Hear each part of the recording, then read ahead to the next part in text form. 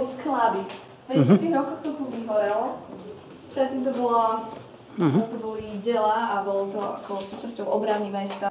A potom v 50. rokoch, keď vyhorelo, tak tu väčšinu zrekonštruovali a boli tu, je tu aj nakladný výťah.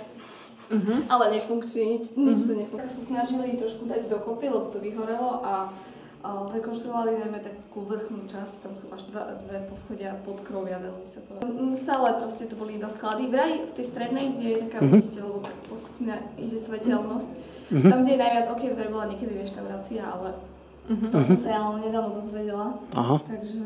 A vy to máte teda v prenajme? V prenajme od mesta. A ako dlho to už máte? Máme to ešte len asi od nejakého polky júla. Otvorenie sme mali 20.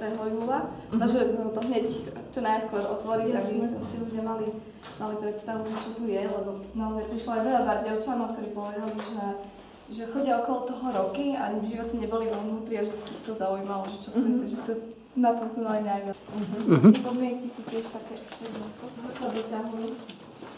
Ale tieto sochy, to boli z jedného projektu, tak sme dopliekli, aby sme ich mali na výstavke, ale chceli vystavovať. Ideál úplne by bolo, keby tu bola nejaká zaujímavá kaviarnička a ďalšie poschodia by boli rozdelené po kultúrach, že jedno by bolo, ja neviem, divadelné, ďalšie by bolo také hudobné, potom nejaké literárne a plus kino. Kino to už máme teraz, v podstate. Zatiaľ to máme na symbolickú sumu za 1 euro na 10 rokov. Stihli sme akurát vyzametať toto prvé podlažie, keď možno nevyzerá veľmi, že je vyzametať. Tu máme momentálne takú hlavnú miestnosť, kde večer premietame filmy. Počas týchto 4 dní a sú tu koncerty. Super. Takže zatiaľ sa tu rozložili taká skupinka Flačikové sexteto boli, ale prišli v 8. aj s nejakými ďalšími vystihujúcimi.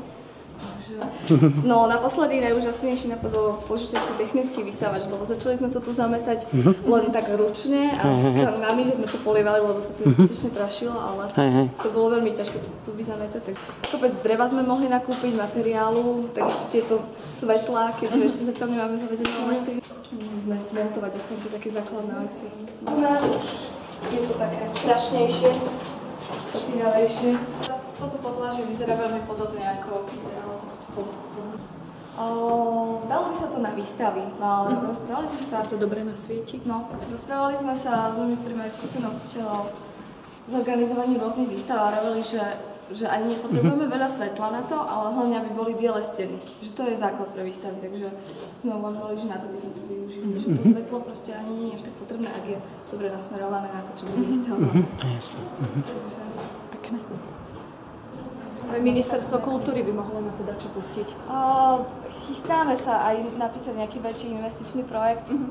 Uvidíme, či nám to vyjde snáď. Lebo Bardejov, také mesto, aj kúpele, aj však to centrum je veľmi pekné, že to by mohli dať čo pustiť na to. No, to by bolo super.